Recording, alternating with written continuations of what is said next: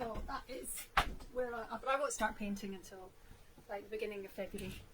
I'll be doing some sculpting stuff, some needlefelting over the winter, but it's like in the studio it just gets too cold through the winter, and I just don't have the motivation for it. I really am the sort of person that likes to hibernate over the winter. So spring I come alive again. Must be something to do with being an Aries, but I just get started and then you can't stop me. So I paint beginning of the year, and then later on in the year is when I have all the events, and then I wind down again for winter. It's quite nice to have that kind of natural cycle with the seasons, but it doesn't help. Let's just say, you know, it's not what would a steady job would give you. Let's just say that. I also want to work, having gone small for a lot of these pieces, I'm actually wanting to start going bigger again. So this is one that's in process. This has been so many different configurations, but it's always been a fox. Once it was found in the messy paint, it was a fox, but it was sat up at one point. I think it was sat here, and the face here, and the tail going round. It's now changed again. I'm liking it better now, but it's still got a long way to go, and I want to keep some of the loose areas. It's really hard for me once I start getting into detail for this type of work. For the out of chaos stuff, it's not, I don't tend to go too far with it because the way it's easier to hold back. But once I start bringing things out more, I get a little bit sucked into the old me, putting a lot of fine detail in, and I've really got to be careful to hold back and not do that, so that I can get just the right balance. So that's my challenge for next year, is a lot of big paintings, and trying to up level them to something, up level, that's not the right word, but just another evolution of my art. So other things that I've been doing, I'm enjoying the sculpture, the 3D side of things a lot, you know, really enjoying that. So you've seen this one online. Let's take that off and bring it a bit closer. This was done specifically for, I'm going to have to put this safely down here, for the Cat and Crow exhibition at the Variety Gallery. It was an online international exhibition. So this is, it's predominantly polymer clay, but it has some air dry clay as well, and it's painted with hand sculpted, and then everything individually hand painted with acrylic. So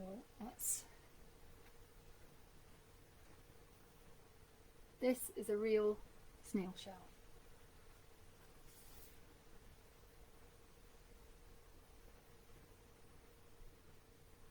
And that was hours and hours and hours of work. I would say over 200 hours of work. All the hairs on the cat individually sculpted, and then hand painted. So that was a lot of work, but I really enjoyed it. That was the sort of thing that, you know, doing the detail in that kind of traditional way was really, I still love the detail aspect of it, but I also don't want to just do something that looks how it should look, hence the kind of the stars on the crow. The ideas that I have for the sculptural pieces that I'm making, or I'm going to make next year as well, they all have a sort of twist on them, and I find that really, I suppose that's the sort of thing that I enjoyed with when I did the heads and twisted tails, was that kind of interesting twist to what I'm doing. I'm going to pick up the dome and pop that back on there, because sure as fate I'll stand up and I'll kick it, and I do not want to break that. there we go. So, and more 3D things. I've been enjoying the needlefelt as well. Again, I like the form of making the forms of my creatures fairly accurate, but I want to do something a bit different with the colours and put an extra twist on them. So I've got my Delphinus, King of Dolphins, here, with the rainbow, and I do like a little bit of shimmer. I must admit, I am a bit of a magpie. I do like a bit of sparkle. And this is on locally sourced driftwood from Kingston, which is very close to where I live. Now this part here is actually sculpted. This part is the driftwood, and it had a hole in to secure the wire armature for the dolphin. But in order to disguise that, I've actually sculpted this bit of to look like the wood, and painted it, hand painted it again as well.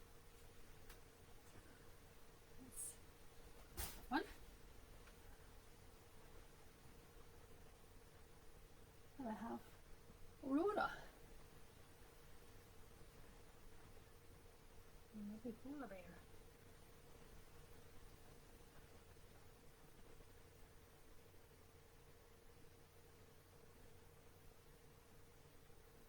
There she goes on top of this plinth here, and there's a light that goes with her, and when I found the light, I thought, oh, it's just perfect. But I didn't realise how perfect it was, because I'd already decided to call her Aurora, and when the light came, it came in this box, and so it couldn't be more perfect really. I can switch that on, and it lights up. We've got all different settings, so it can be just red, just yellow, just blue, or just green. It can be a mix of yellow, orange and red, or a mix of blue, pink and purple.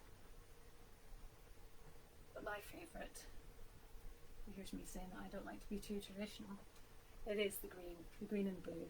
I just think that sets it off perfectly. So I'm very pleased with that. And then we have my polar bear and orca with the beluga whale and the snowy owl and the Arctic fox. Now that was actually started in exactly the same way as all the Out of Chaos creatures. It was playing with paint, making a mess, and then finding the creatures in the paint. This, I would say, is my next evolution from the panels.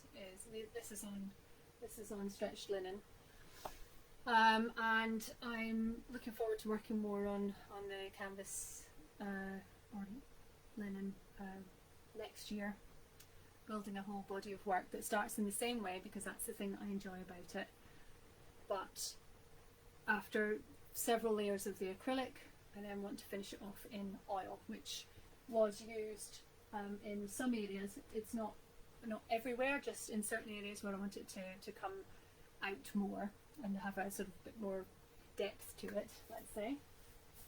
And I also use